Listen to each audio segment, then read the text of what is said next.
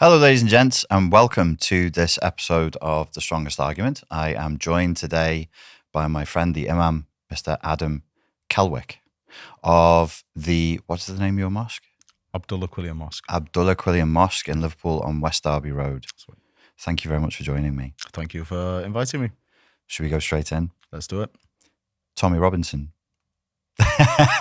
What do you think of Mr. Tommy Robinson?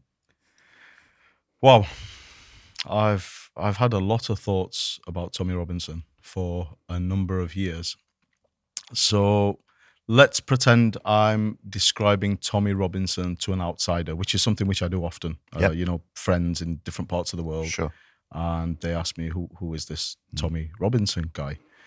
And the way I simplify it, because I don't have hours to talk about the intricate details, the way I simplify it is I tell them he's the head of the largest anti-Muslim or anti-Islam movement in the country. Okay. Now, I know there's a lot more to it than that, but that's the way that I choose to summarize. Whoever the largest anti-Islam movement in the country is now, they're furious. They're going to be in the comments. They're going to be like, it's us, damn you. No, I get that and I understand that. If somebody asked me here, I'd probably go into a little bit more detail. So Tommy Robinson, as we know, he was the leader of the EDL, the English Defence League, whose identity kind of evolved to be about highlighting the fact that Islam is a cancer.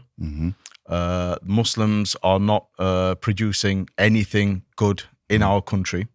It's a threat. And then what you have is the vast majority of all the different societal problems, whatever they are somehow dragged into that narrative. And then Muslims are to blame. Although there seems to have been a recent change, because when I hear Tommy Robinson of late, he's kind of moved away from the narrative that Muslims are to blame. And he's now saying that, no, actually, I don't have a problem with Muslims. I'm not saying that all Muslims should be kicked out of the country. But what I am saying is that ideology or the religion, Islam, is the problem. Okay. And for me, it's very trying to think of the right word, because I want to say offensive, but if I say offensive, everybody will, the Muslims are being offended again. So it's very frustrating. It's very frustrating as a person who is a member of the Islamic faith, somebody who's very, very proud to be English and to be British, and somebody who for the vast majority of my life, I've tried to be a servant to society, to people in our country, whatever background they're from. Yep. That can be quite frustrating to hear this narrative push time and time again. At the same time, if we're to talk about Tommy Robinson, I understand that he was raised in quite a hostile environment in Luton, and I know he's had lots of clashes with Muslim extremists, people who in my opinion, I put them in the same category of people who are misrepresenting Islam, and so I can see. Although I don't agree with it, I can understand how this hatred or this kind of demonization or this uncomfort with this fascination what Tommy Robinson has with attacking Islam. I can see it. Okay. But I think it's important that people know that a bunch of loonies claiming to be adherents to a religion, you don't throw everybody under the bus because of a bunch of loonies. I'd like to come back to that with you because Tommy, I interviewed on his own, and he was allowed to present his strongest argument for that. And I'd like you to have the same opportunity to present your strongest counter argument for that. Just placing this in time, it's we're in late October of 2024. Tommy just received his sentence yesterday. He's got 18 months in a high security prison for releasing a documentary. How do you as a Muslim, how do you feel about that? So that's high. Yeah. Part of me is relieved that he's been sent to prison.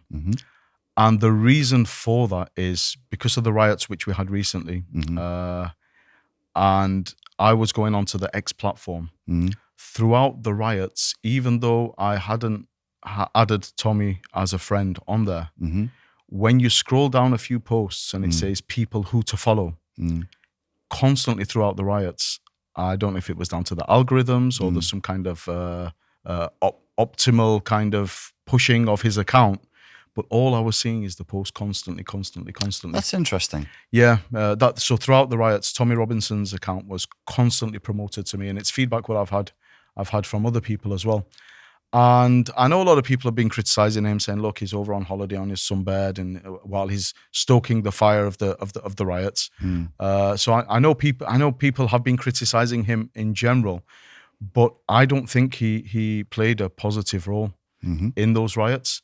I think, and maybe I'll be criticized for this by a lot of people in my community. But I think a lot of the issues which Tommy Robinson does raise they're due to valid concerns, and there is something behind it. These are issues which people suffer from. If we're talking about the white British working class in general, there are a lot of things which he brings to the table which are genuine issues which do need fixing.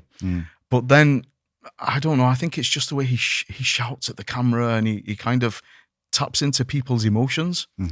And I don't think emotional responses are helpful for anybody. At this point in the interview, I'm just going to say to the people who are going to criticize you, and me probably, you're in a no-win situation here. You've come into this interview in good faith.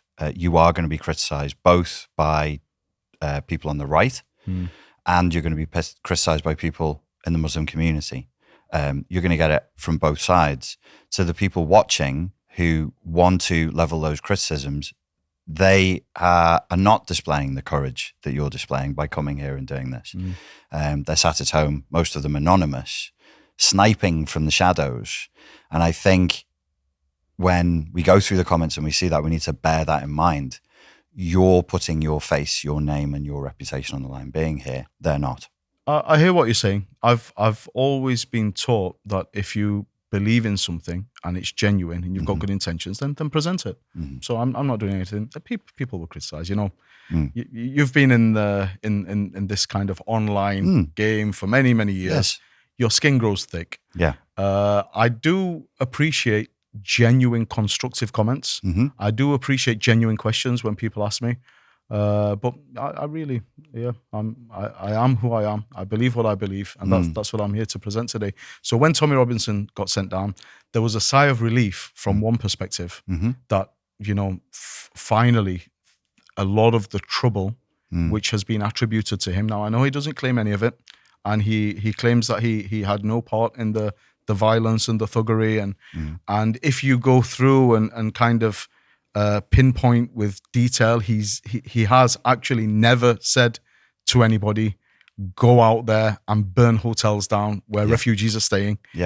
However, I think it would take an idiot to not recognize that he was definitely a big pushing factor for the general. You're saying the tone was agitating and not calming. That's the criticism. Exactly. Okay. It was about escalation, not about de-escalation. Okay. And this is during a time, don't forget, Richard, everybody, not just the Muslim community, who were very scared during the riots. They didn't know what was going to happen. Oh, is it going to be another Kristallnacht like in Germany, or all the Muslim businesses going to be burnt down, or all the mosques going to be burnt? What's going to happen? Do we have to start leaving this country? Is it going to be that bad? But it wasn't just the Muslim community. No, because I've got a lot of non-Muslim relatives and family. Everybody was worried. We saw our city centres being smashed up. We saw the shops where we got the Greggs, the Lush, and everything was being damaged. And so to contextualize it for people who weren't here during the summer when it got hot in temperature and in attitude, walking down Bold Street as a white fellow, a lot of people were looking at me, side-eyeing me fearfully, and I was thinking, this is never in my entire life, I've never felt that atmosphere in Liverpool. I've never had people look at me with fear or suspicion because of my ethnicity. And I thought, God, it must be across the whole country. I went to Uxbridge There was one day I was in Liverpool and people were looking at me with fear and suspicion. Went to Uxbridge the next day, which is like a township just outside of London. Totally different atmosphere. Like nothing. There was nothing there. I went and sat next to a Somalian woman in a hijab, and I was like, she'll move. She's just going to quietly get up and move. She didn't. She started smoking. She turned to me, struck up a conversation with me. Have you got any kids? How many kids do you want to have? Blah, blah, blah. Totally different atmosphere. The reason why I'm saying this is because when we have a problem in this country, we can sort of feel like, oh, it's everywhere all at once. It's not. You can have very different attitudes and temperatures, emotionally speaking, in different cities at the same time. Here in Liverpool, it was very tense for a while. And as you say, not just for non-Muslims, for anybody who wasn't white, it seemed to be. So I had people coming to me and saying, you know, what's going to happen? Am I going to get battered in the street? And I'm like, I don't think so. Like, you can't just ask me because I'm white. I'm not plugged into the whole white community. I don't know, but I don't. So you would have told them, I don't think so, but would you have been able to have guaranteed it for them? No, because this is the thing. Nobody really knew where things were going. Well, this is probably going to be thematic for the conversation. I can't be accountable for an entire group of people just because you've identified me as British and white. I'm not. That doesn't mean I'm accountable for every thug, psychopath, narcissist, and weirdo. Thank you very much. You're right. Yes. That's the strongest argument. Likewise, yeah, as an individual Muslim or any member of the Muslim community, when somebody decides to blow themselves up in Iraq or Saudi Arabia or wherever in the world they decide to do it, killing themselves and killing lots of innocent people, likewise, we can't be held to blame for that. And this is the thing, Richard, because there's so much discussion, there's so much national discussion amongst politicians, in the media, amongst influencers and circles and podcasters like yourself, where Muslims are on the agenda. Right. We're on the agenda. Everyone's talking about us all the time, and it's very cringe to listen to as a Muslim who studied the religion.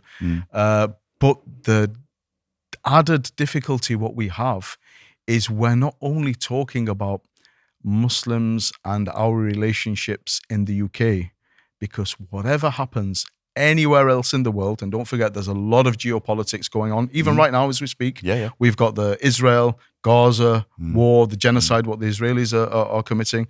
We've got Iraq, Iran, all these places all over the world. And whenever any one of them does anything, what somebody doesn't like, it's so easy to just be dragged into this narrative. Look at these British Muslims. Yeah. They're the ones who are responsible for this. Yes. And it gets tiring, to be honest. And, you know, a lot of people in the Muslim community, they're like, oh. So, for example, when the Southport stabbings happened, my first reaction was horror. And I think we discussed this last time. And you're saying Muslims are horrified by the killings of innocent... Oh, really? Of course. I did not... Sorry. No, forgive me, Richard. I just dialed my sarcasm up to 200. No, but this is the demonstration of what I'm talking about. Yes, yeah. Because I'm used to actually... The really people saying... Yeah, reactions like that. Because so I shouldn't laugh. It's terrible. It's tragic. It's awful. But that's insane. Yeah.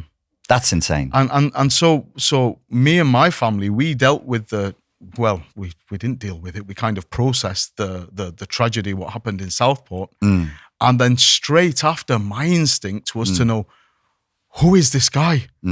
Please, God, don't make it a Muslim. Please don't let and then obviously the rumors started spreading that it was a Muslim. And then the riots basically sparked from that, didn't they? But the question what I'm asking people is, okay, so the guy, he wasn't a Muslim. He wasn't a Syrian refugee who came over on a small boat. Apparently he was from originally from a different part of the world, born and brought up in Wales. What if he was a Muslim? And I know there would have been a price to pay for me and my community, even though we've got nothing to do with such a demonic person and a demonic action, but still it's going to come on our heads as the Muslim community. And then where there's going to be an expectation for some kind of press release and distancing. And also as well, as soon as you distance yourself from something, you're in the distancing itself, you're kind of admitting a connection, if that makes sense. No, it's, it does make sense.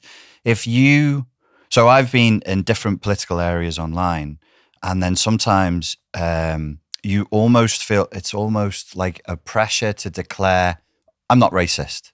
I don't want to declare I'm not racist. That's humiliating. Please, like, what about good faith expectation?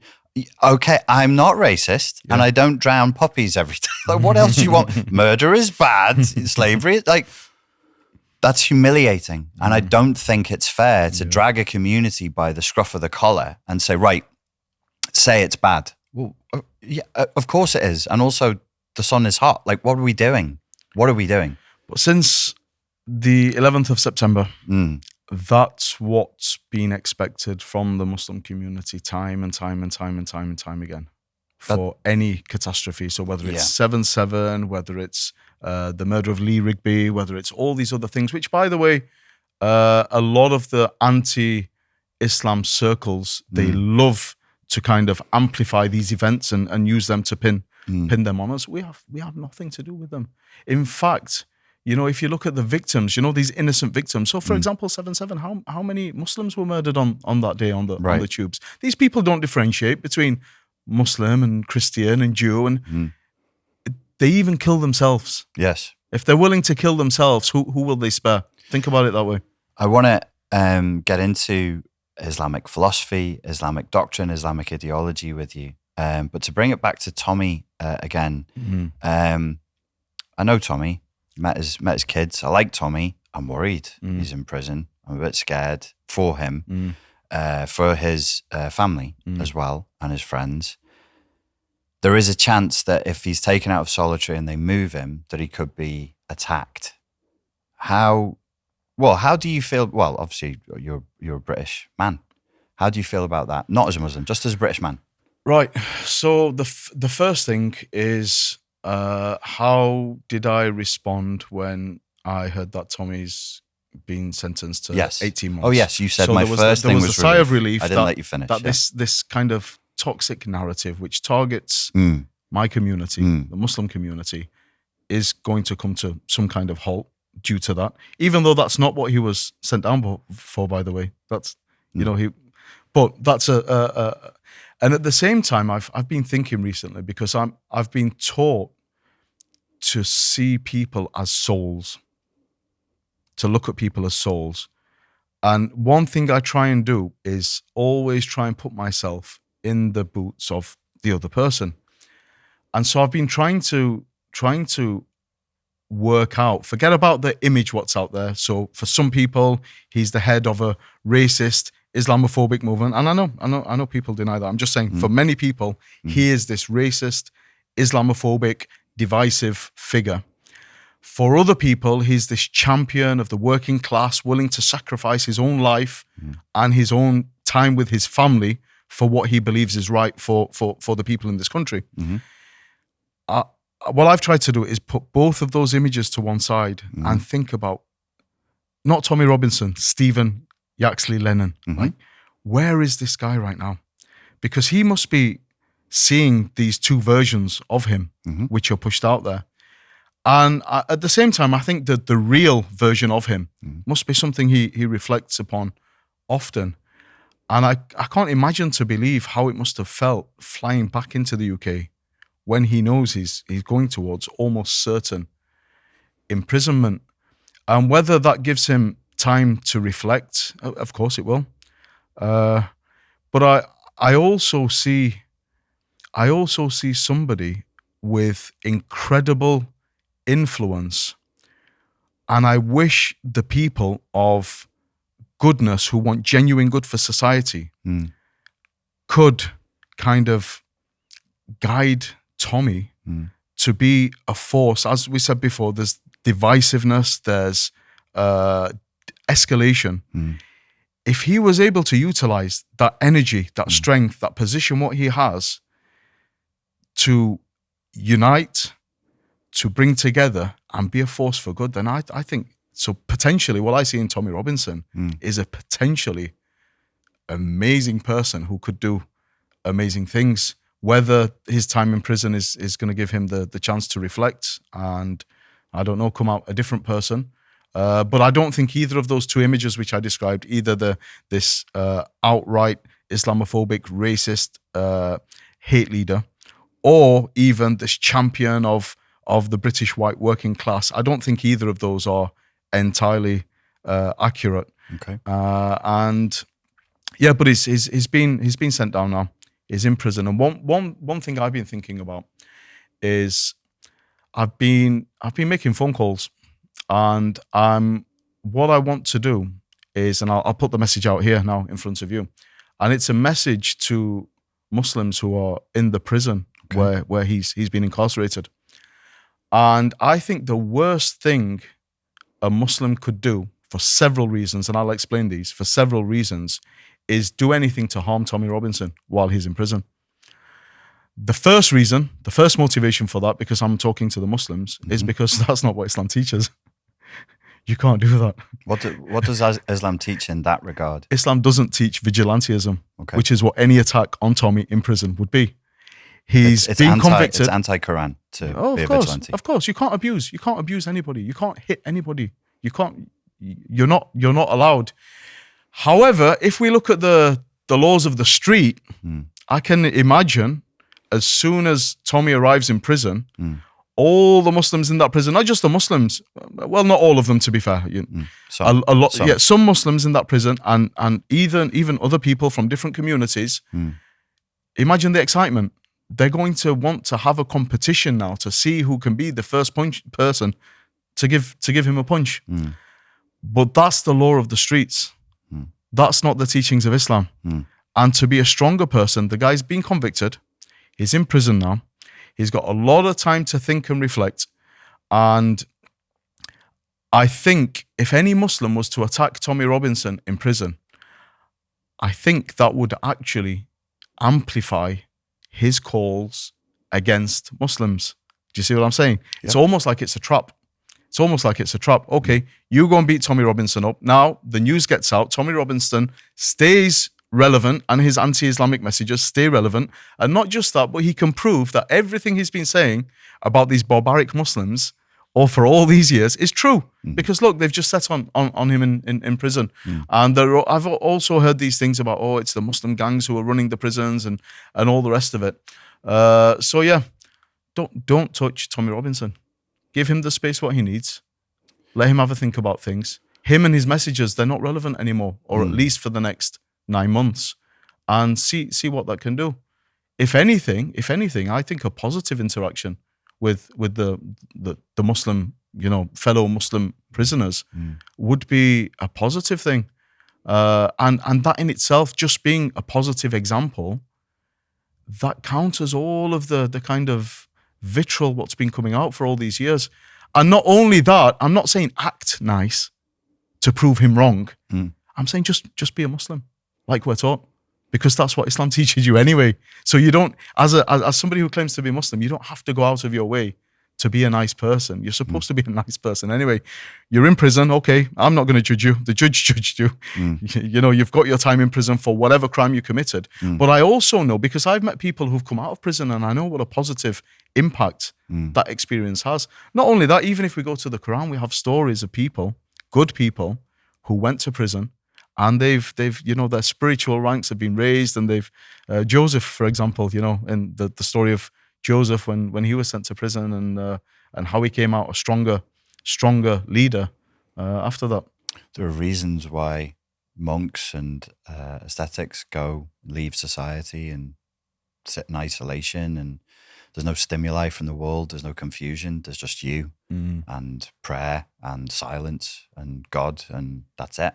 You come back to yourself. You can't avoid yourself in solitary confinement, which is what he's facing, because he's at risk. So obviously, I allowed Tommy a lot of uninterrupted exposition when I interviewed him, and I'm going to do the same thing here because we are limited for time. What I think I heard you say is, if you're appealing to the Muslim inmates, you're appealing from a faith level, which is it's non-Islamic, but also from just street smarts level. Like this is not going to help. It's not going to help. Exactly. What do you think would happen outside of the prison if Tommy was successfully attacked inside of the prison? Right. So my biggest concern is that if Tommy ends up in Belmarsh prison, that's also where a lot of these very, very extreme, quote unquote, Muslim prisoners are also held. And unfortunately, I don't think my message will get through to that type of person. Or again, giving people the benefit of the doubt. Maybe their time in prison has been a time for self-reflection, and maybe they've kind of reviewed the way that they look at life. What potential could it have on the outside? I think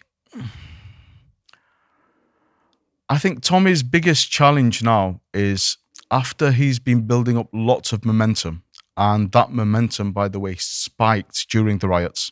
Like his following and his kind of exposure vastly peaked during the riots.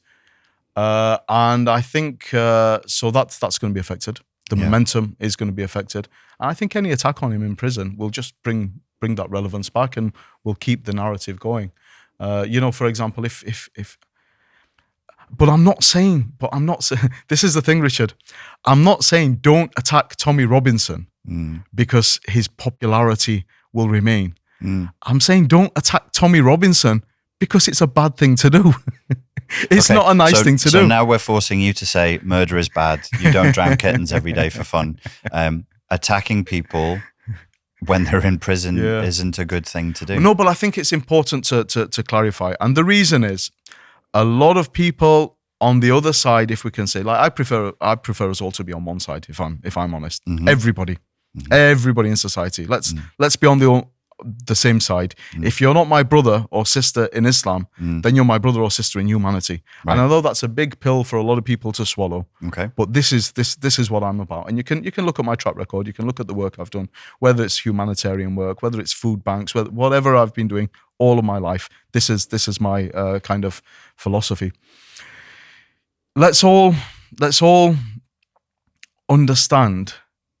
We know the difference between good and bad. We know the difference. It's something which is innate in the human being. And true, we have laws to kind of implement that and monitor it. But I think ultimately people know, like what you're saying, killing somebody is not bad.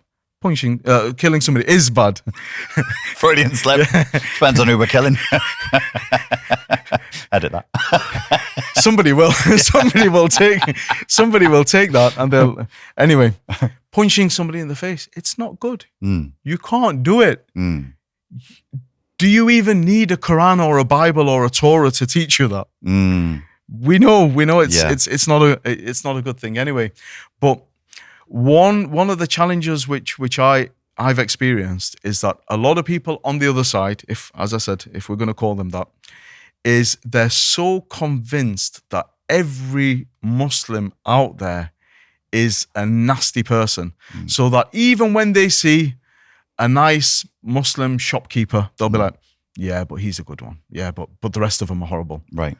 Or if they see somebody like me, they'll be like, yeah, no. He's just saying that to make himself look good. But really, when he gets the chance to become prime minister or establish his caliphate, he's gonna chop all our heads off. And it's like, come on. You know the saying, actions speak louder than words. If you want to know who somebody is, look at their actions. And this is a challenge also, which I give to the followers of the like of Tommy Robinson. You know, you speak amazing words. Where's the action? You've got a lot of energy, a lot of passion. I see you shouting on the streets, but where's the action? Why not harness that and serve the community? You know, how many food banks are you and your communities running? How many people are you supporting in your day-to-day life? How many elders, I really don't like to blow my own trumpet, but I just want to use as an example, during COVID, the lockdown, remember the harshest lockdown when you weren't allowed out of your house. What I did is I got my children to take out, we printed some notes off, and we said, if you're struggling, because what I did, I saw it coming. I saw the lockdown coming. I knew that the shelves were going to be empty like a month before they emptied, because I do humanitarian work. We do emergency responses, and I saw the signs. So I stocked up with lots of things. Before you judge me, it wasn't during the time when everyone was buying everything. Before that, And we sent out a note, and I made sure that my children posted them to all of our neighbors. By neighbors, I'm not just talking about the street which I live on, because the teachings of Islam say your neighbor, the definition of your neighbor is 40 houses in every direction. It's a lot of neighbors. It's a lot of neighbors. But not just that, there's an emphasis on being good to your neighbors as well. So I got my kids to post these notes out, and some of the neighbors did respond. There were a couple of elderly ones. There were people who didn't have anything in, and before you knew it, my kids were taking toilet rolls over tins of beans, and just so. What I'm trying to say is a lot of people are talking about how society is broken, and don't forget we're in the middle of a crisis, the cost of living crisis. Yeah, inflation is skyrocketing. Yeah, not just here, all around the world. And so we're in challenging times. And in those challenging times, for me, there are two options in how you respond to it. You can, number one, come out and criticize the government, put all your energy into criticize the government, which they need to be criticized. The people should criticize them. Or you can put your energy into you be the solution. Why wait for your local MP to do anything? Why wait for the Prime Minister? And I can hear people saying, yeah, because we pay taxes. Yeah, we do. I get that. And do criticize, as long as it's constructive and you think some good will come from it. But other people falling short in their responsibilities is not an excuse for you to fall short in your responsibilities. And I'm just somebody who thinks, who you know, when I saw the recent rally down in London, and I saw people, and I watched some of the interviews, and a lot of people are complaining about a lot of things. And most of the complaints, what they have, are genuine. And I share those complaints. This is the irony, by the way. A lot of the stuff which people raise as issues during these rallies, as a Muslim, I agree with a lot of it. You said some of the concerns are legitimate, and you share them as a Muslim. What are some of the legitimate concerns you've heard from what Keir Starmer, the metropolitan elite, will just dismiss as being the whining of right-wing thugs, right-wing white British thugs? What are the legitimate concerns?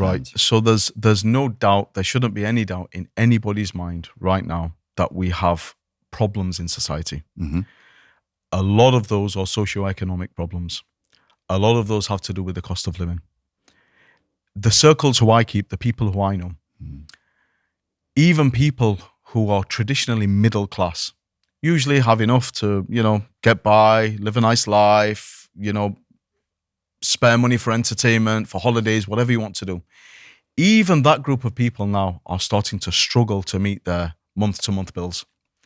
So if that's the case for the middle class, then what do you think about people who are at the bottom, if you like? And I don't say at the bottom in a derogatory way, because all of my life I've been with people who are poor and struggling, whether that's in refugee camps in Syria, whether it's in Yemen, whether in the humanitarian way. I have great respect for people who don't have much to get by on. And actually, I've some of the biggest wisdom and life lessons I've ever taken are from people who are seen to be at the bottom.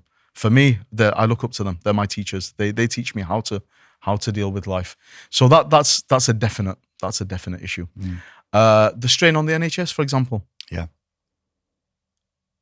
I've had so many health problems personally over the last few years where I've just not had the appetite to even contact my GP. I'll just sit it out because I know the queues are going to be horrendous and I'm not going to be seen. Issues like terrorism and extremism. Like I said before, these are problems for the Muslim community. What? I thought you don't support terrorism? This is a very interesting, I'm learning a lot today. This is going to get, people will cut this bit out and be like, who is this idiot? I don't know whether to laugh or cry, Richard. Laughter is always best. Yeah. What about laughing with tears at the same time? Laughing with tears in your eyes. I don't support killing innocent people, for the love of God, please. But what I mean by that is Muslims are just as likely to be victims of these crazy, hate-driven terrorists as anybody else. Well, when we're talking about ISIS, it was overwhelmingly Muslims who suffered at the hands of ISIS. Of course. Are there any other concerns that you've heard that you think, that's legitimate? Issues like grooming gangs. Yeah. which is a big part of the anti-Muslim narrative. But what people have to understand is that if there's, I'm trying to use the correct terminology. I was going to use a bad word, which wouldn't have gone on air. But if there's an abuser of children in our society, from whichever community or whatever color or whatever religion they claim to follow, do you think their moral compass is going to be so aligned that they're only going to stop at white girls? Do you think that they're not also abusing Pakistani girls, Arab girls, Somali girls, wherever? Do you see what I'm saying?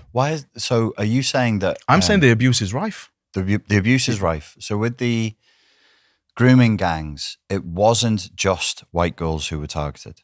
That's what you're saying? Of course. Why was the narrative spun that way? He asked naively. I think it's because of the failings in towns like Rotherham, what we saw. What we saw is systematic failures from the authorities there. And there was a big turnover of people coming through care who were falling prey to these grooming gangs.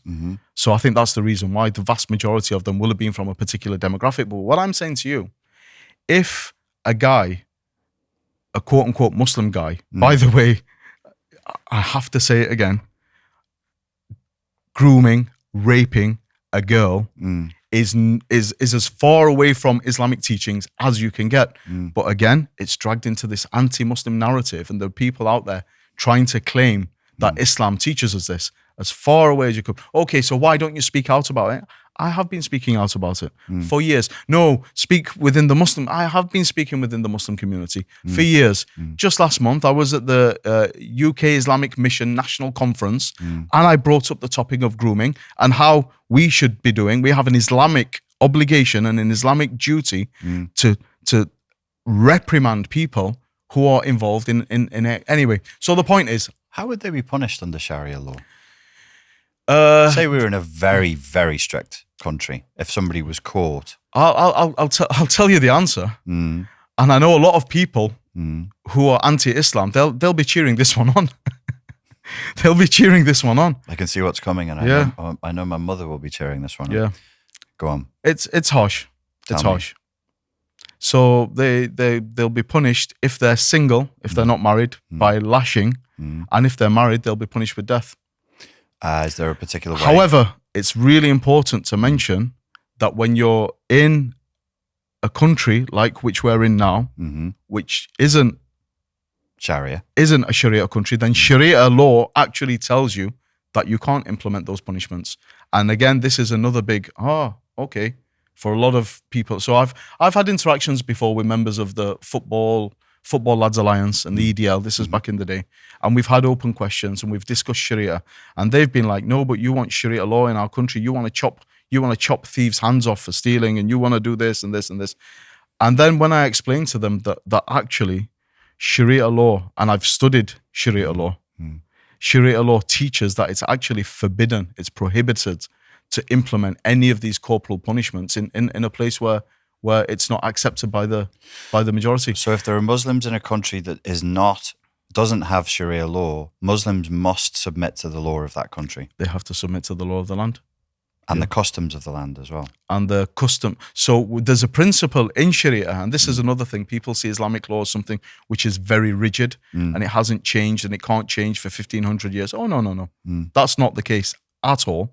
Sharia law has developed over the centuries a lot. But one of the principles of Sharia law is that customs override or customs rule. So any law which is to be implemented, now we're talking about a place where Islamic law is implemented. So we're not talking about the UK.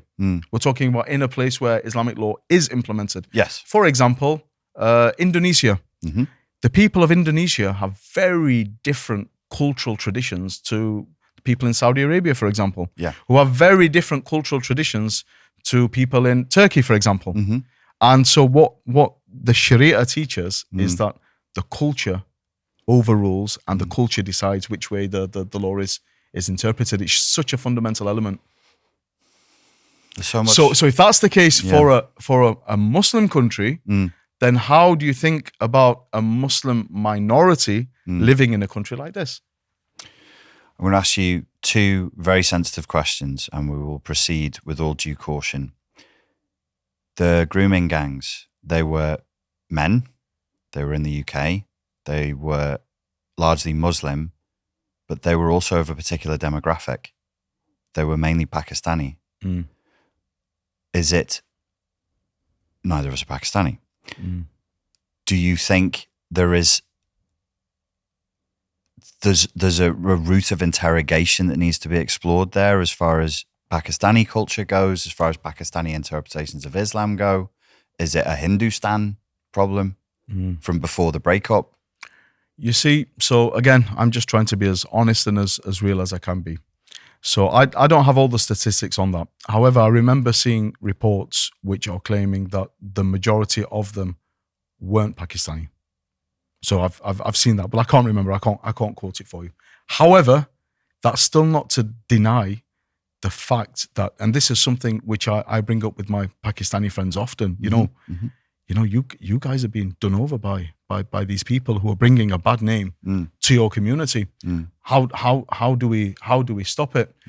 And I think again, if we look at what's happened, and I'm not about laying all the blame on the local authorities, although a lot of the blame has to be put on the local authorities because they were turning a blind eye. And the reason they quoted is because they didn't want to stir racial relations or something along those lines. It was that. Are you suggesting that their cowardice and incompetence made things 10 times worse than they ever needed to? I'm suggesting they were the people who were right. So they were responsible from their aspect. However, that doesn't reduce the responsibility from each and every single man who was involved in doing what they did. Agreed. They're responsible ultimately. And my faith teaches that if you're not held to account for abusing somebody in this life, then in the next life you will certainly be taken into account by God for that. The next sensitive topic is... But sorry, just to come back to that one. Sure. And so this is the problem. This is the issue. Not only will these disgusting excuses of a Muslim who've brought so much shame onto our name, not only will they be targeting white girls who are coming out of the care system, when they're mixing in people's houses and people's homes and their friends and their relatives, do you really think that if a creep is a creep. Exactly. Do you really think the Pakistani girls are safe? No. They're not. And maybe we just don't hear as much. Of course. For different reasons. For different reasons. Cultural. Maybe the girls are much less likely to speak out because of the kind of stigma which might be attached to it. You know, how much of this abuse was done, quote unquote, in-house, within families. People don't talk about these things. The little bit that I know about, because I used to work for the Crown Prosecution Service, about child abuse is typically it's in-house because it's easier to execute and it's easier to coerce and cover up. To take somebody who is from a different family, who has protection, is hard, which is, as you say, is why they chose girls who were coming out of the care system. They didn't have brothers, uncles, fathers, any men to be stand there up for for them. Yeah. And this is what I'm saying, Richard. So when people on these alleged far-right Islamophobic rallies are talking about the problem with grooming gangs in the UK, what I'm trying to say is, yes, we do have a problem with all groomers, regardless of why are you so arrogant now that you can't come together with me to solve the issue? Let's come together and solve it together. Whether that's the cost of living, whether that's the NHS, let's come together and solve these issues. We don't have to be divided and you're to blame for everything. It's all your fault. It's all your fault. It's not my fault. It's not the Muslim community's fault. And to prove that, what I'm saying is, come on, let's come together. Reach out. You get your track record of voluntary work where you serve people first. Once I see that track record, or any other person sees that track record, then you can approach like-minded people and you can work together to solve it. Unfortunately, most people who I see, they're just out there, shouting and being angry and pointing their finger at everybody else. And, we have a tradition which says when you point a finger of criticism at somebody, don't forget there are three fingers pointing back at you. What have you done to solve this? You're not very critical of the police or of local government. Don't we need them to get past this namby-pamby, simpering, cowardly attitude around racism? They seem to be too scared of being called racist, don't they? So this, my understanding here, I won't say my opinion, my understanding is not going to be one which is popular within the likes of Tommy's followers, because they're pushing, the thing at the moment is this two-tier policing, and the claim is that white people are treated differently to people of color by the police in a way which is unfair towards them. I've looked into this. I've looked into it.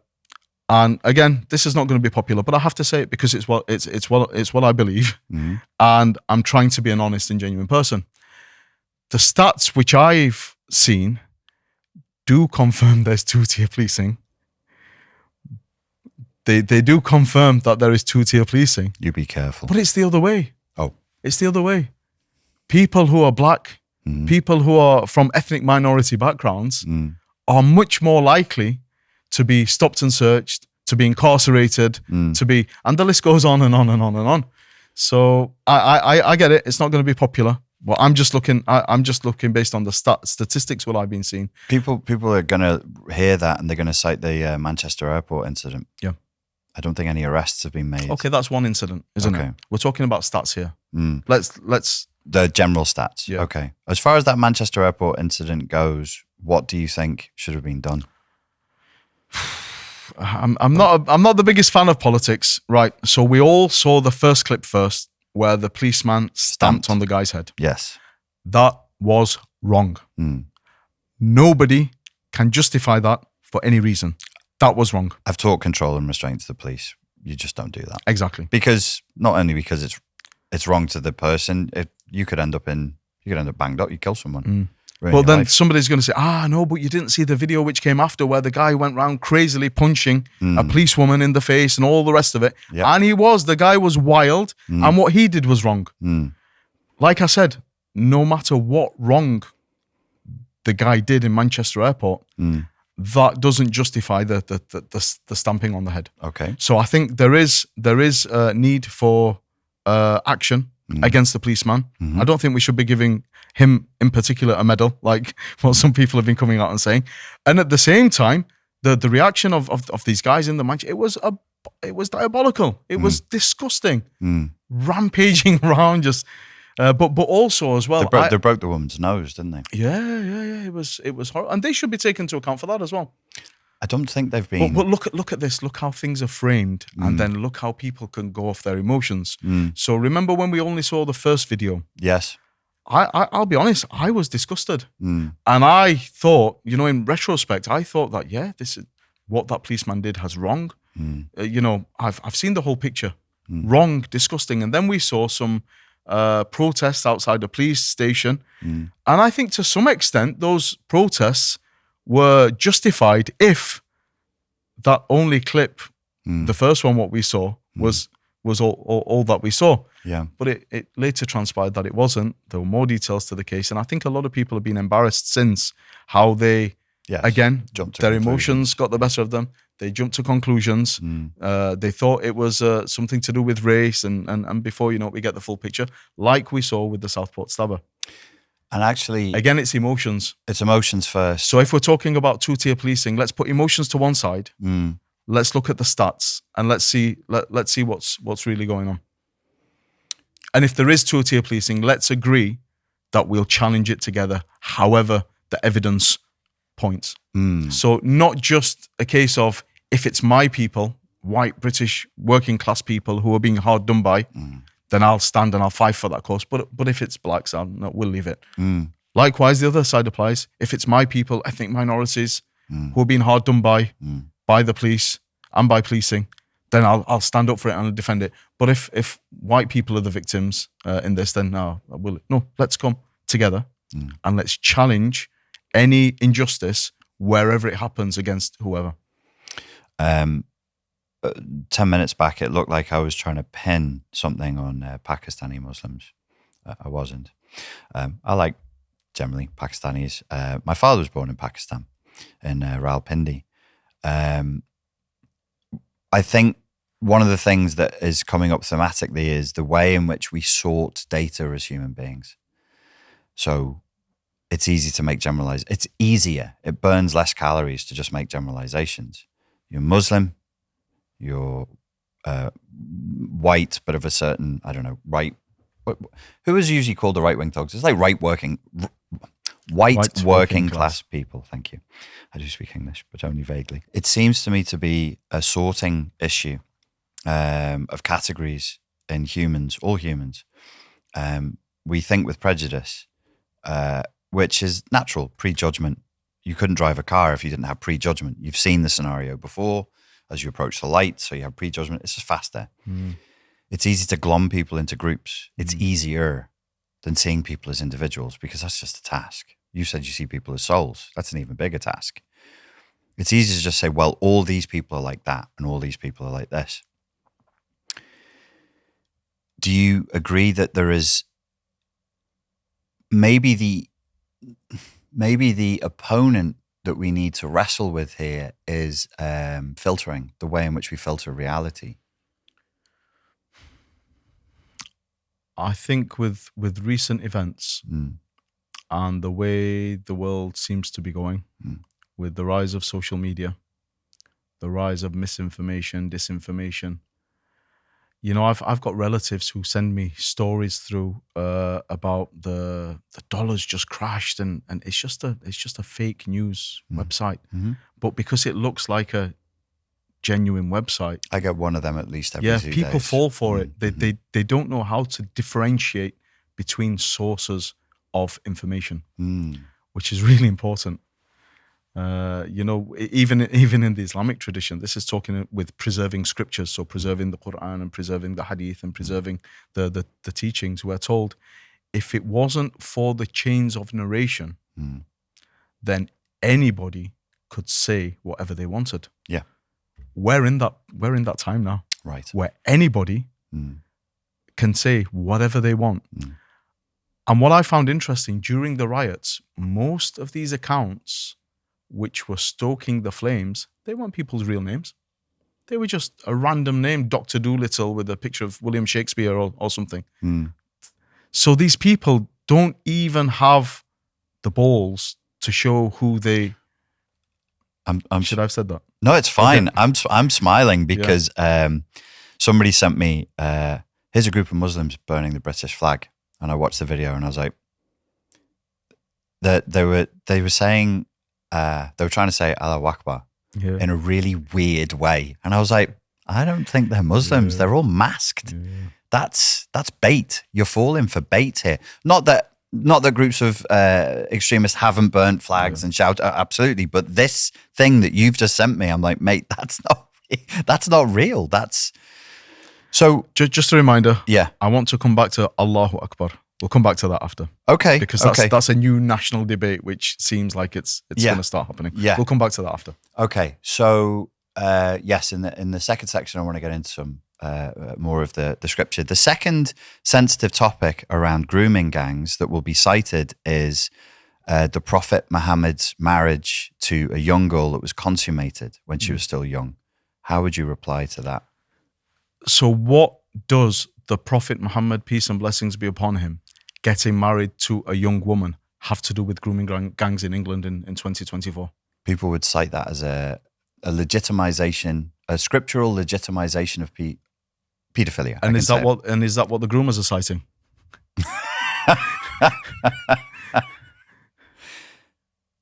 No, I wouldn't imagine. They are getting, in what is in their minds, easy girls. Yeah. Whereas their religion tells them you cannot have a relationship, and this is the religion taught to us by the Prophet Muhammad. You cannot have any intimate relationship without it being under that ban of marriage. You have to marry. You have to marry. Anything outside of it is forbidden. Back to the question of the age of Aisha when she was married to the Prophet Muhammad. So the Prophet Muhammad, peace and blessings be upon him, had several wives. All of his wives were all divorcees and they were all relatively old, except for one. That's the first thing. So when people try to make him out as this sex crazy kind of warlord who's hunting for the young virgins in the village or all the rest of it, all a load of rubbish. One of his wives was younger than him. He married her when she was unmarried before that. That was Aisha. Now the age of Aisha. You see, I like to take a step back and question, why are you questioning the age of Aisha? And if you discover that it's something which is unacceptable by you, does that mean that Islam is wrong and you won't accept the religion? And if you're willing to apply that principle to other biblical prophets, then you're going to be in trouble, my friend. Whether it's Abraham, marrying the slave girl who was given to him, does the fact that biblical scholars of the Bible, who estimate that Mary's age when she became pregnant with Jesus was between 12 and 14.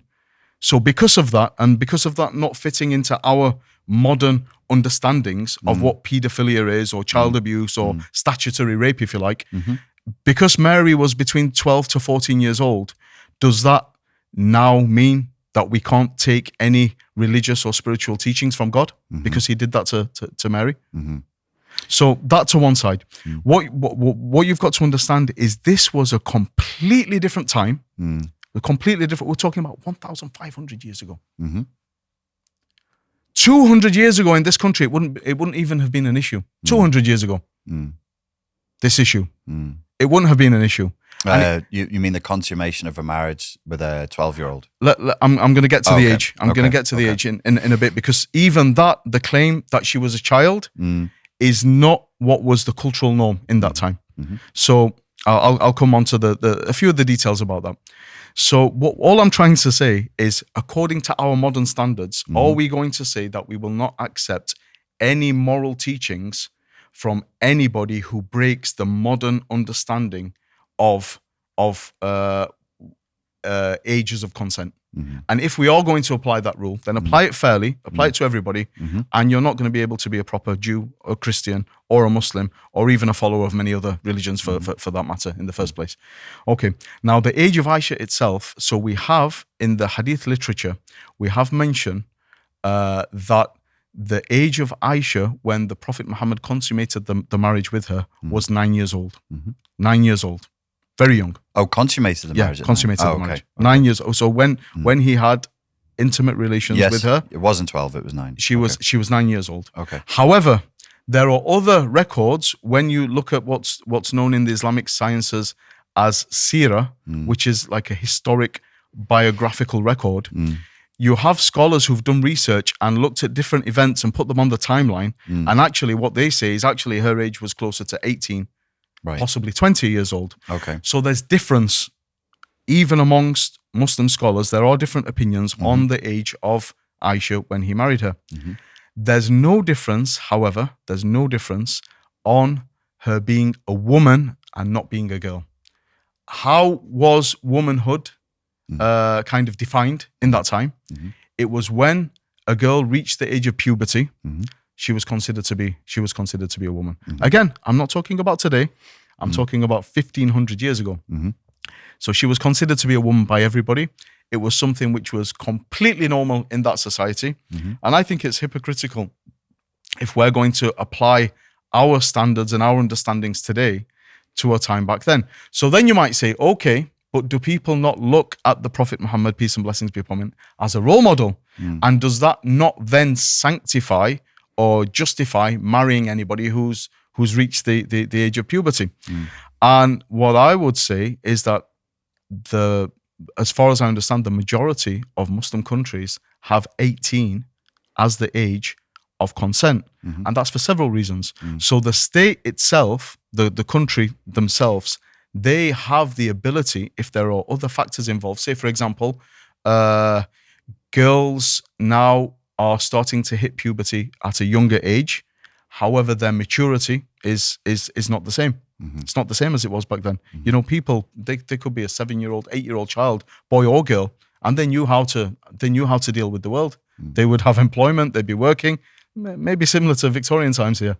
And the point is, the state has the ability to implement the law and the age of consent based on what is suitable for society at that time. I'll ask another difficult question, and then we'll come to the Allahu Akbar issue. Isn't it true, devil's advocate time, that the intention for all Muslims should be to bring everyone into a global collective, the Ummah, and then create a global caliphate? Therefore, if that's true, shouldn't we see you as threatening colonizers? Threatening colonizer. That's a new one.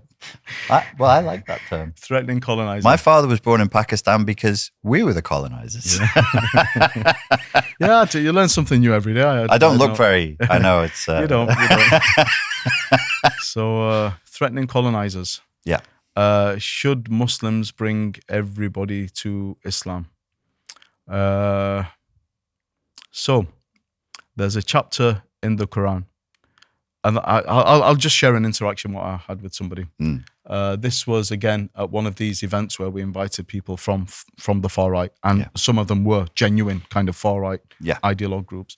There was one guy who came to me before the event started, and he wanted to debate with me. He wanted to prove that I was wrong and he was right, and that's not my way.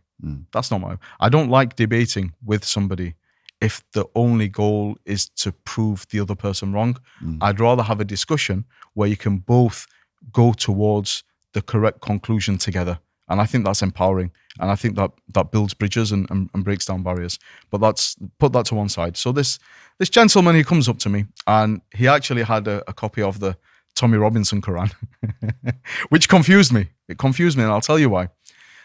Because he came up to me and he said, doesn't your Quran say that you've got to kill disbelievers wherever you find them? And I'm like, so why aren't I killing you now? Aren't I failing as a Muslim right now? You are not dead. I believe in this book. I believe in this book, and I believe what this book teaches me. Yeah. So why aren't I killing you right now? And I don't think he was expecting that. It was odd. He said, no, but look, and he quoted a verse which many Islamophobes quote all the time, and it was literally about a specific battle at a specific location with specific people. After they'd been set upon, Muslims were given permission now to fight the disbelievers as they were fought against. Okay.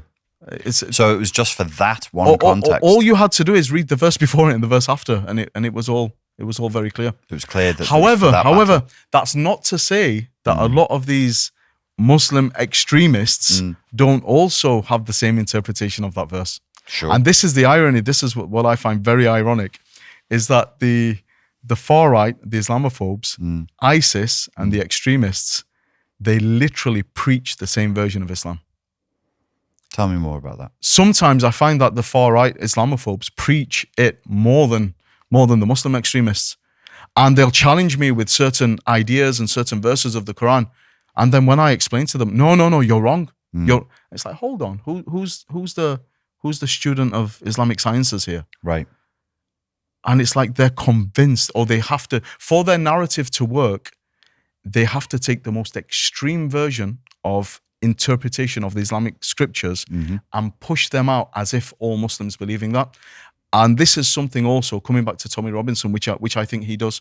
And whether that's based on his interactions with extremists and terrorists in Luton or not, unfortunately, he takes the most extreme interpretation of every kind of verse and every kind of stance in the Quran, what anybody's ever done, and he gathers it all together and presents it as if it's Islam. And it couldn't be further from the truth. A moment of empathy for Tommy Robinson. I wasn't in debate with him when I got him on. I allowed him uninterrupted exposition, as I'm trying to do with you. His version of Islam was not the version of Islam. I think I've had a very different experience to him. We're both white guys from the UK, of roughly the same age. What do you think was happening in Luton in the specific context where he was? What do you think he was exposed to that led him to the conclusions that he's come to? I can't speak on his behalf, but I've just seen a few little insights, where he winds the window down and the guy punches him. The Sword of Islam punches him. Sword of Islam, yeah. And these people, they were dangerous people. They are dangerous people. And the poison which they spread throughout the Muslim community here in the UK, it was damaging. But I see an intelligent side to Tommy as well. And I'm like thinking, surely he must know that all the mosques across the country and these people were the first to be kicked out of mosques. So when he refers to the likes of Abu Hamza, Al-Masri, the guy with the hook hand and the badge, you couldn't have created he looks like a bad villain guy. if you tried. Guy. Come on. I don't want to be a conspiracy theorist, but that guy's a plant. Come on. Yeah. Come on. So you've got the guy with the eye patch and the hook. You couldn't make this stuff up, could you? How did he get that damage, was it? But the point was, he was kicked out of his mosque. His mosque wouldn't entertain him. Anjem Chowdhury, again. He was kicked out of the mosques.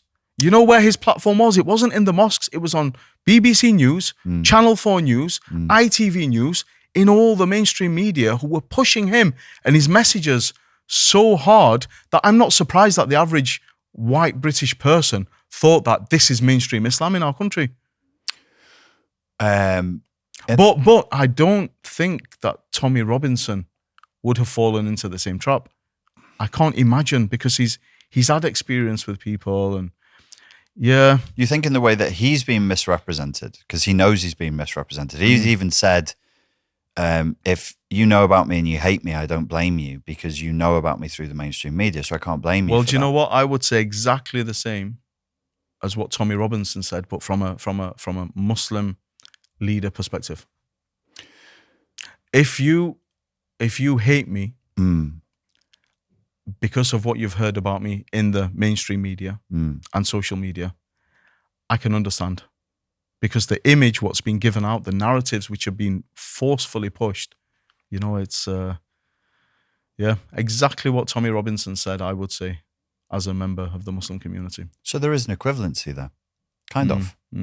Weirdly enough, between the way in which Muslims are represented and then the way in which Tommy and people aligned with Tommy are represented. I'd go even further, and I'd say that I think if there are members of this movement who see social injustice and they genuinely, constructively want to bring a solution to it, I think there's room for alliances to be built. And to be honest, Richard, after we had the riots here in Liverpool, what I did is I started meeting up with people who were seen to be kind of like the influencers who brought people to the Save Our Children rally. And one thing we discussed and I discovered is that, you know what, we have a lot more in common with each other than we do with, number one, the people who are kind of facilitating and coordinating these rallies in the first place, and number two, the elements of the government or the whole globalist movement who are opposed to us as well.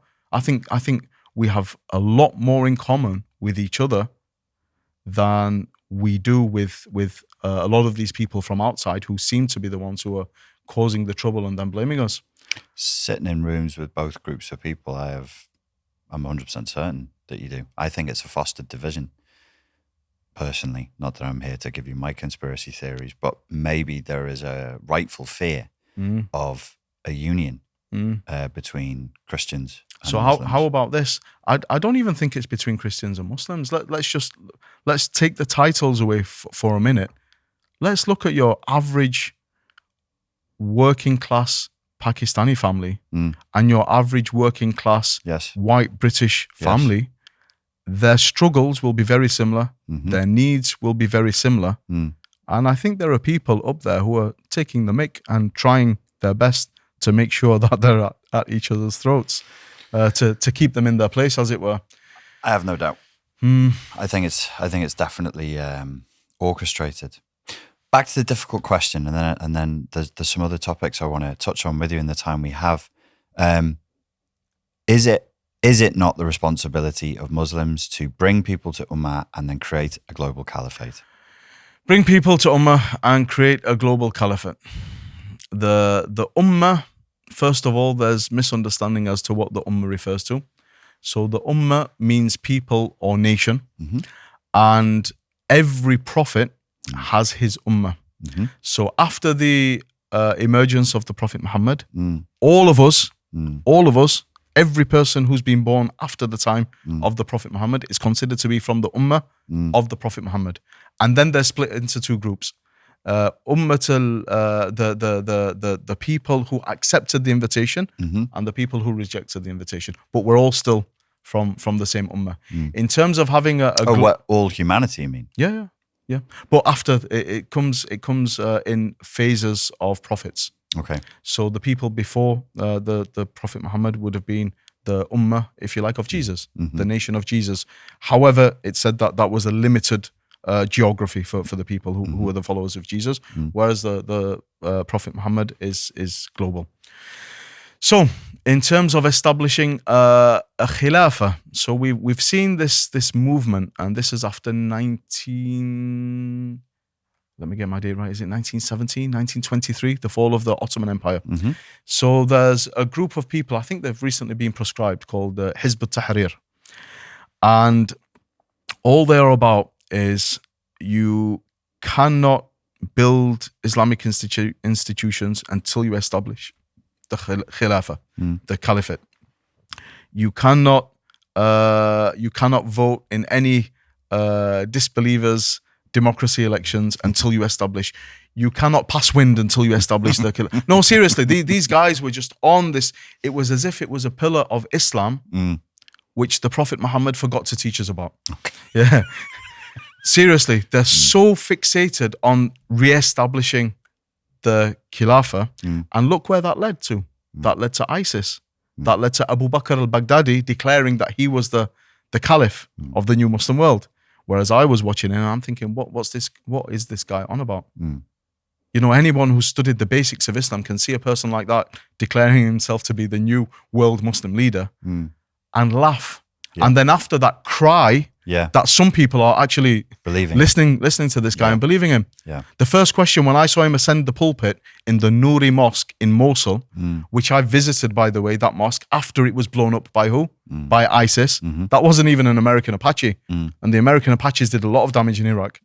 But that mosque itself was blown up by ISIS. Why did they blow it up? Because they're champions of Muslims. So they have to blow up mosques and kill Muslims, don't they? What else would they do to establish their caliphate? Honestly, I've been to Mosul. You know, this was a humanitarian mission we were on. Just after ISIS had been expelled from the eastern side of the river in Mosul, they were still on the western side, and we still had to be careful where we went to avoid the sniper range and all the rest of it. And I spoke to people firsthand on the ground, and I learned a lot about ISIS, and it's a topic which it really makes my blood boil. You've seen firsthand the damage they did. Yeah. I'll be honest with you, when I first went, my expectation of ISIS, what I thought is, I expect them to be bad, but I think the media have probably exaggerated how bad they were. Yes. When I got there to Mosul, I realized that the media have grossly under-exaggerated who these people were and what they were about. I'll ask you an adjacent question. As an imam, can you tell me, if somebody is Muslim, are there things they can do that are so terrible that renders them effectively non-Muslim? There are things what a Muslim can do which renders them non-Muslim, but we're told to be very, very, very, very careful in applying those to them. Okay. And the reason for that is a lot of these terrorist extremist groups take this concept of takfir, of kind of making somebody a kafir or a disbeliever, taking them out of the fold of Islam. They use it as a weapon. Okay. Whereas we're told Islamically, this is something for a judge I'm talking about an official judge Yeah. to be responsible for. Yeah. And there are so many steps in the procedure before you come to that conclusion. For example, not many Muslims will know this. If a Muslim leaves Islam and they say, I am now, what's the term for it? An ex-Muslim. Yeah. In Arabic, the term for that person is murtad. Mm. If a person comes to me today, says, my name's Abdullah, I was brought up Muslim, I read the Quran, it didn't make any sense for me, I found Jesus, I became Christian, I'm a murtad. As a Muslim, I'm not allowed to call him a murtad. He can declare it, but He can declare it himself, but I can't because he hasn't been through that official process. Does it mean, what is it, an apostate? Apostate, yeah. That's the meaning of it. Yeah. And so Islam is so careful to make sure you don't just throw these titles out willy-nilly. Now, what that does, it gives us a problem, Richard, and I'll tell you why. Because when somebody jumps on a bus in London and blows themselves up and kills lots of other people with them, people will come running to me and say, so do you consider that person to be a Muslim? And I have to abide by the rules. Law. And the rules are that person was a Muslim and I have no right to say they weren't a Muslim. I can say that their actions were completely un-Islamic and they'll be taken into account for them. Their actions were un-Islamic, but I can't question ultimately the belief of that person unless they go through this process. For the sake so of... so it's difficult. And what that can seem like is that I, as a mainstream Muslim, I'm defending or protecting somebody who's a horrible, nasty person. A strong rhetorical duck and weave would be to say Islam forbids their actions. Of course. And you can avoid the question of whether they're Muslim or not, Of because course. I know that's, well, within Islamic tradition. Would you see the wisdom in why you don't just throw the term willy-nilly? Of course, because, well, people have died over the issue of who and who is not. There's another principle in Islam as well, in that, say, for example, if somebody dies doing un-Islamic actions, then the normal procedure for a funeral is that you're encouraged to attend the funeral of anybody when they pass away, except if their actions were un-Islamic, and then there's a principle that you can avoid attending their funeral, but you still don't say that they weren't Muslim.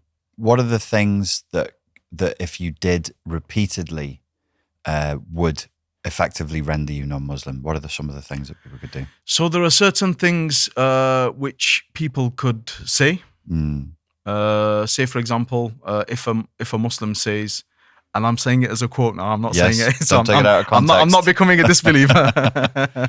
So if you were to say Jesus is God Almighty, okay, that would be something which you could say, which would render you a Muslim.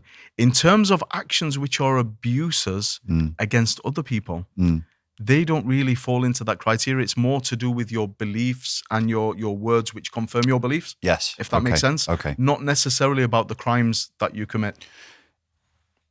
It is forbidden in Islam to kill. Yes.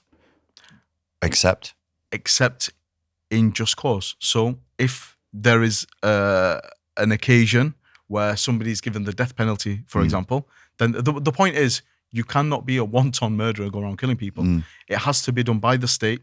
Who's running it? You said wonton like it was a Chinese dish. You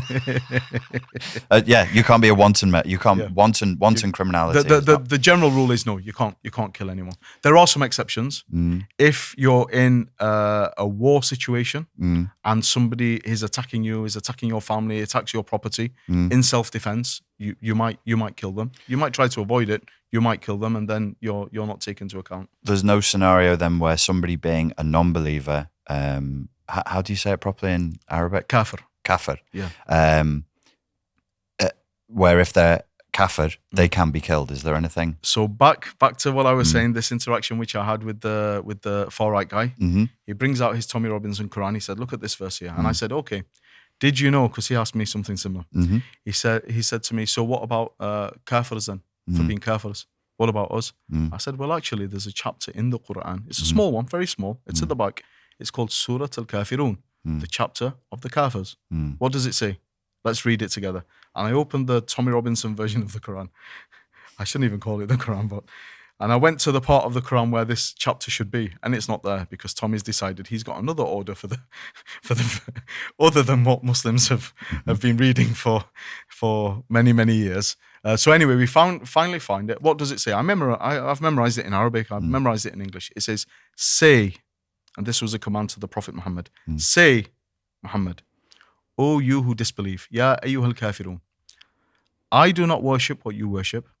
And you do not worship what I worship. And I will never worship what you worship, and you do not worship what I worship. The key is in the last sentence. To you be your way, and to me be mine. And that's it. That's the chapter of the disbelievers in the Quran. To you be your way, and to me be mine. And then what we've got, and it's not been perfect, but we have, if we're to look at Islamic history, we have a pretty solid track record of non-Muslims living as minorities across the Muslim lands for as long as anybody who can remember. Even to this day, look at the likes of Egypt. Thriving Christian community. They've been there for as long as Islam has ruled Egypt. Lebanon, another example. Iraq, another example. All over the Middle East, wherever you go. And the reason why is because actually we're not just told to leave them be and let them do what they want. We're told that the Muslim state, the Islamic state, and I know that's got negative connotations, just to use that term, the Islamic state is responsible for the protection of minority communities, even when they have a different religion than you. And not only that, but if they have different customs, then you should facilitate those for them. For example, if they want to drink alcohol. Is that in a Muslim country, Islamically, the Islamic State is responsible for protecting that right for them. I've lived in 2 Muslim countries, lived in Malaysia, lived in the United Arab Emirates. Both of which protect the right for non-Muslims to drink alcohol. They do. And but I don't think they just restrict it to non-Muslims, right? No. Well, Malaysia, well, yeah. I mean, but yes, kind of. But like, okay. There's a few different directions I want to go in with you. Just to wrap that thing of the way in which Islam is usually attacked. Forced conversion. Haram or halal? Forced conversion is haram. It's forbidden. You cannot. There's a verse in the Quran. It says there is no compulsion in religion. Yes. That's from a spiritual perspective. From a political perspective, why would you force hypocrites to be part of your ranks? Why would you force somebody to accept a religion which they don't really believe in? Yes. In the inside, that's the definition of a hypocrite in Islam. Yes. And these are they're not people you want to be in your ranks. I cited Malaysia and the UAE because it's difficult for me because when I'm talking to Tommy and the guys around him, their view of Islam and their view of Muslims is very, very different. I think I got a very soft version. And maybe it's because I was going to Islamic countries where people didn't feel under threat as they do here. I'm not making excuses for anybody. I'm just like, I just had a very, very different. So my experience, as we said in here, when we did the thing, is like the major threat is to my cholesterol because everyone wants to feed me all the time. And it's not like chicken and a bit of broccoli. They want to give you cake. They want to give you, delicious food and stuff. But generally the sense of like welcomingness, warmth. Maybe that's a plan for them to kill the kuffar. Yes, with obesity. Feed him sugar, Keep feeding them sugar. Kill him. kill them all. Kill them all with sugar and baklava. But I'm aware that there is. So with the Bangladeshi mate that I grew up with, his parents sort of took me in, and. It was a time when I was dating a Bosnian girl, and his mum was so happy. She was crying because she was like, "Oh, he'll join, he'll become, and he'll be one of us." And she couldn't have been happier. All she wanted to do was see me get married and have kids, and then she could relax. Then she'd be okay.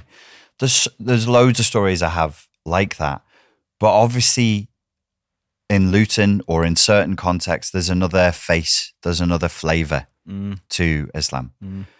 We've discussed. Wahhabism, and I've sort of blamed that bitter flavor because it exists. Like I've never denied that it exists. There's a bitter flavor. I told you I had one experience in the Islamic school in the UK. Remember I told you I was teaching in schools and there was a guy who, he said there's no music in Islam. Any clapping summons shaitan. That's another story for another time. That was the one time I had really in my life. Yeah. And he called a white guy in to do that in front of the students. He was eventually arrested. He was just a weird guy. The bitter face of Islam, what I've been calling Wahhabi Islam. Could you address that? Okay, so what's referred to as Wahhabi Islam? First things first, people who are put into that group don't like the term. They don't like to be called Wahhabis. But the reason other Muslims call them Wahhabis is because they are ultimately students of a school which was founded by the Saudi scholar called Muhammad ibn Abdul Wahhab. And he came around during the time when the Ottomans were still, they had their empire. It was fully running. It was in a strong position. Maybe other global powers wanted to kind of sabotage that strength, what they had. And his claim was to purify Islamic beliefs and bring them back in line to how they were at the time of the Prophet Muhammad, peace and blessings be upon him. What that involved actually was attacking, criticizing, questioning a lot of traditional practices, what Muslims have been doing, which can be traced back to the time of the Prophet Muhammad, which major scholars in Islam have never had any issue with. And now all of a sudden they were becoming issues. So for example, if you were to have a verse of the Quran in a pouch and tie it around your neck, for example, that's something which other Muslims have used as blessings. You can find the origins of the practice from the companions of the Prophet Muhammad, but Muhammad ibn Abdul Wahhab firmly said, no, this is polytheism. You're worshipping gods besides God, and that has to go. Shirk. So it's a movement which is it's kind of gone alongside. It's gone alongside the political Islamic movement. So in Saudi Arabia, there are two families. There's Al Saud, who all the kings and all the political leadership are under. And there's also Al Sheikh, the family of the Al means the family. So Al Saud is the Saud family. Al Sheikh, the Sheikh family. I thought Al meant the, but you're not saying Al. It does, but this is Al. So it's a long Al. Yeah. So that's the difference. So Al Sheikh, the family of the Sheikh, who is the Sheikh who's been referred to here? Muhammad ibn Abdul Wahhab. Okay. So from the foundation of Saudi Arabia, up until our days, the politics has been left to Al Saud, and the religion, the religious teachings has been under the auspices of Wahhab. Al Sheikh and his descendants. Like literally, it's inherited. Okay. What's happened now in Saudi Arabia is Turki Al Sheikh. He's the prince who loves Tyson Fury, loves the boxing, loves the raves in the desert, loves the WWE wrestling. He proudly announced, we're going to bring women wrestlers to Saudi Arabia. Wow. But his position is traditionally, he's the most senior in the Al Sheikh family. So he should be the one upholding this strong, conservative, strict Wahhabi Islam. It's gone out of the window now. That's going to have a knock-on effect globally in that the Wahhabi / Salafi movement, which you've been seeing, which a lot of people tend to describe as a bit of a Puritan movement. Yeah, it's puritanical, yeah. But from the Wahhabis, you've got two main offshoots. You've got one offshoot which is incredibly loyal to the government and wouldn't even think about even dreaming about criticizing power. And you've got the other lot who've gone in the other direction, and they're all about, let's just blow everything up everywhere. ISIS, they can be tracked back to this Wahhabi Salafi ideology. Al-Qaeda, again, tracked back, whether it's Osama bin Laden, whether it's Ayman al-Zawahiri, whether it's Abu Hamza Hook Hand down in London, whether it's Anjem Chowdhury, whether it's all of these modern terrorist movements. They're not coming out of what I would refer to as traditional Islam, which is based on the four Sunni Islam, which is based on the four traditional Orthodox schools. They're coming from this Salafi, no madhabism. I don't want to get too technical because it might fly over a lot of people's heads. Yeah. but it's kind of come about from this movement. Some people even argue that the movement itself or the teachings of Muhammad ibn Abdul Wahhab were there on purpose so they could do takfir, i.e. declare non-Muslim, the Muslims of the Arabian Peninsula who were there, because they were doing Ottoman practices. So then they could fight the Ottomans as non-Muslims and disbelievers. They could take their houses, take their wealth, and get rid of the Ottoman influence in Arabia. So it was supported politically to help. That was the Brits, right, who were supporting that, because they wanted fighters against. There's the a really Ottomans. interesting book which a lot of people say is fabricated, and even when I was reading it, there were some statements which did raise question marks. But this is a very strong narrative within the Muslim world, especially in Turkey. And it's called Confessions of a British Spy. And it's a story, whether it really happened like that or not, it probably didn't, but it's a story of this British general who went over to Saudi, had these private meetings with Sheikh Muhammad ibn Abdul Wahhab, and taught him how to mold the religion in a way which he could manipulate society and get rid of the Ottomans by declaring them non-Muslim. Once again, this goes back to the earlier thing we were talking about. Declaring somebody to be a non-Muslim who's a Muslim is a very serious thing. Yes. And so we even have a teaching, this is a teaching from the Prophet Muhammad, that when one of you calls his brother a disbeliever, then verily one of you is. Wow. So in other words, it's saying if you wrongly accuse somebody of being a non-Muslim and they're a Muslim, then what that does in return, it takes you out of the fold of Islam. Is that the same chapter that says a nation divided against itself cannot stand, or is that a different? That a different part? No, it's a different part. So I want to make sure in the time that we've got, is there anything else regarding the Tommy Robinson issue that you want to mention to round that out? Would you sit with Tommy when he comes out and have a chat with him if it was non-combative? So I was invited to travel before Tommy went to prison, to travel to the country where he was and have a debate with him in good faith. And I refused that. And the reason was because it was a debate, and I just felt that me being with him, it would have been me versus him, him and his message versus me and my message. And as I said before, that's not the way I like to do things. I do think that Tommy has this special quality of appearing to be this very, very genuine and concerned person. And that's a virtue. When you're a person who's concerned for his people, that is a virtue. So do you believe he sincerely is concerned for his people? No doubt. No doubt. Do I agree with all the methods and the tactics which he uses to express that concern? No. I think he's done a lot of damage. Do you think in the way that he's staunch and forthright and courageous, he could be a good Muslim? Allah guides who he wills. That was a real tricky question. Nice answer. No, seriously. But it's it's the look. He reminds me of people. He reminds me of people. I know people who were very, very loudly Islamophobic. And I've seen patterns emerge.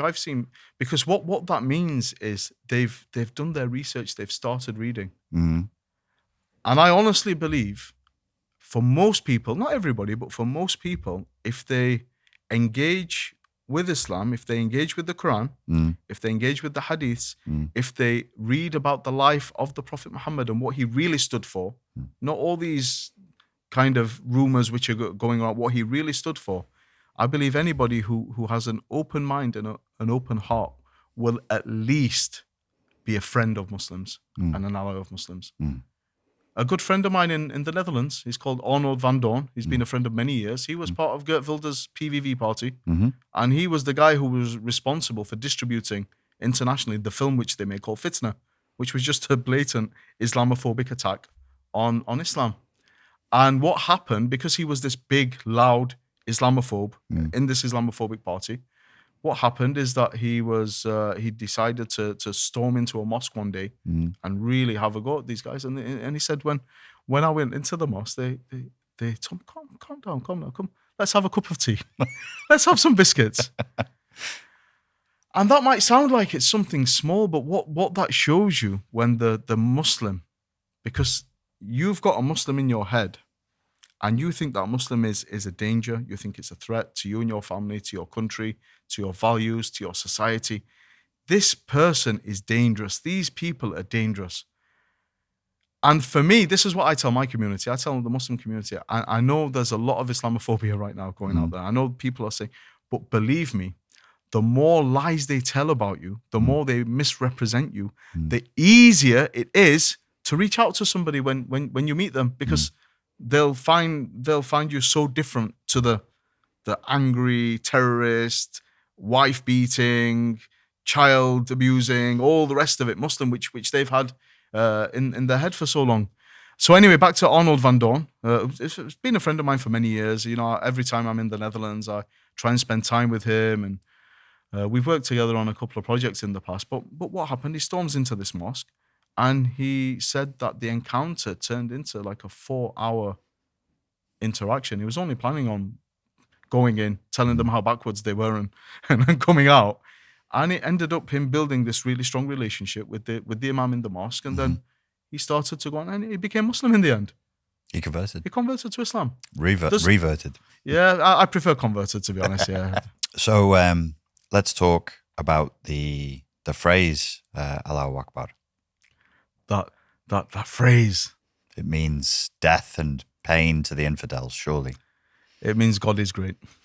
Can I say that as a non-Muslim, just because I'm speaking in Arabic? Is it a Muslim-only phrase, or would I be allowed to say it? Well, if you're an Arab Christian or an Arab Jew, the only way you can say God is great is by saying Allahu Akbar. Because that's your language. literally, Coptic Christians in their church, they say Allahu Akbar. And all of a sudden, it's been dragged into an issue by politicians, and they're talking about banning saying Allahu Akbar. Now, this might be because these idiots when they hold their flags up, death to the West and all the rest of it, they're shouting Allahu Akbar. But what you also need to realize is when it's prayer time, the call to prayer says Allahu Akbar. When you have a party for the birth of a child, you say Allahu Akbar. When you start your prayers, you say Allahu Akbar. When Jesus, in his native language of Aramaic, was walking the earth in the Middle East and he wanted to praise God, guess what he would say? Is it the same in Aramaic? Yeah. Allahu Akbar. And so I think it's just another non-issue. You know, this is the thing, Richard. Islamophobia is a hell of a drug. Because what I see is,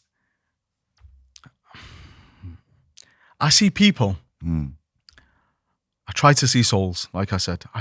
But I see these people, and all of a sudden they care about the rights of animals because we need to stop halal slaughter in this country. It's harmful to animals. And like, yeah, you look like you care about animal welfare. And they're bothered about circumcision. And they're bothered about all these issues, which I don't like to think negatively about people, but you really don't look like the kind of person who has this care for the rights of women and this. And it's just like they look for whatever excuse they can find to have a go at Islam. And it looks like Allahu Akbar is going to be the next one which is discussed. So let's see where it goes. I think it would be very, very difficult to ban it when, given the meaning of the fact term. that it's even being considered to be banned is ridiculous. It's ridiculous. What is your objective personally now? I mean, you are in the public eye. People know about you. You're young and high energy. Thank you. An imam. Yes, young, high energy. You have a seemingly, what I've seen of you, a realistic and modern view. What are your ambitions? What are your objectives? It's interesting you call it a modern view because I think it has to be. And I think it's also heavily grounded in the tradition as well. Yeah. But the tradition is one which teaches to move with the times, if that makes sense. Tell me more about that. It's about being where you are and when you are. So even, for example, people who are training to be a Muslim scholar, to be a mufti, i.e. one who issues legal verdicts on contemporary issues, they're always told that not only do you refer to the scriptures and the sources of Islamic teachings, but you also have to bear into consideration the place where you're issuing, the time, the nature of the times where you're in. And so this is nothing new. Yeah. There are some people who okay, they want to live like people did 1500. I've come across them in my time. I've literally come across a community. I won't mention in the country where it was. So a businessman decided to build this beautiful mosque for them in their village. And a few of the young men decided they weren't going to pray in it because this is an innovation. Okay. And because the mosque of the Prophet Muhammad was built with palm trunks and palm leaves, that likewise they refused to build. They refused to pray in this one because it's built with concrete and blocks and cement. And so those people, you're always going to find them. You're always going to find them everywhere. But the tradition, the rich scholastic tradition, which I take my teachings from. I'm not claiming to be a scholar, but I aspire to be a student of knowledge. And these are very, very enlightened people who brought great things, not just to the Islamic world, to the whole of humanity. Whether it's Imam Ghazali, for example, I don't know if that's a name you've come across, but not only was he a Muslim scholar, he was a philosopher, and he contributed so much to humanity. You'd be surprised at how much psychology, modern psychology work, actually weaves its way back to him back in those days. And so true, the last 200 years have been quite grim for the Muslim world, with colonization, with being fractured, with civil wars and all the rest of it. But all you have to do is go a little bit further back and you realize that. The first word of the Quran, what was revealed to the Prophet Muhammad, was Iqra. It was recite or read. And I know one of the things you wanted to talk about was the difference between spirituality and politics. Well, for Muslims, this push to be educated, this push to learn is so strong that you've always found a link between spirituality and politics. I'll pause there because a lot of people get mixed up when it talks to mixing religion and politics. And we've seen lots of disasters throughout time when the two kind of come together. But from an Islamic perspective, governance and ruling and administration of your society, making sure that justice is implemented, is something which is very highly emphasized. And it's about education. I was just reading last night, I think something along the lines of 20% of MPs were educated either in Oxford or Cambridge. That's a lot. That's a lot. That's a lot. But what it shows you is that even in our country, there's this need for people in governance to be people of education. Yes. And so Muslim scholars of the past, I'm not talking about today, Muslim scholars of the past, they've seen politics as one other area of knowledge, of science, what they can learn and excel in. Likewise, spirituality, likewise, finance and financial transactions, and the list goes on and on and on. But yeah, interesting stuff. It's very rude to ask people their politics, but we've been discussing religion for 2 hours, so I feel I can. Where would you place yourself on the political spectrum? I'm a hard guy to put in a box. I thought you were going to say I'm a hard right extremist. I'd be like, the boys are going to love you.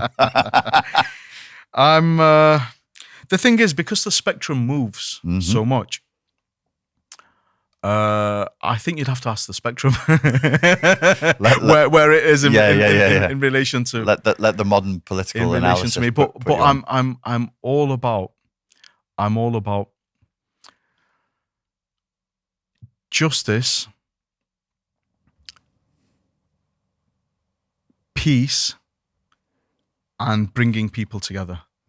So the fact that people are so diverse, and I'm not just talking about racially diverse, I'm talking about even even from Manchester to Liverpool, then bring Yorkshire into it, then bring the South into it. And people are so diverse in their nature. And I love diversity because I see it as an opportunity to meet each other and learn about each other. Right. And I think there's something really special what happens when you meet with people who are different to you, and then you come together and you learn about those differences.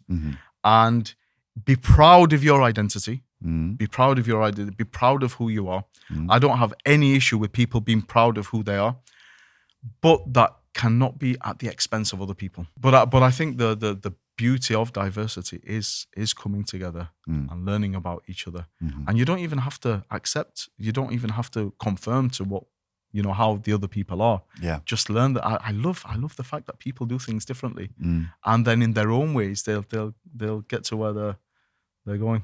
And as somebody who's travelled all over the world, it's something I love to do. I think travel is a great educator. I've always said 3 weeks travel abroad, as long as you're not in a holiday resort in Spain or southern Turkey and just going to the pub and eating a full English breakfast in the morning every day. A genuine journey to a foreign country where you mix with the people, you learn about them. I believe a 3 week holiday can teach you more than 3 years at university. Agreed. Thank you for coming in. Thank you for, you know, trying to appeal for calm and peace as far as Tommy goes. I appreciate it, and I know his family and his friends will as well.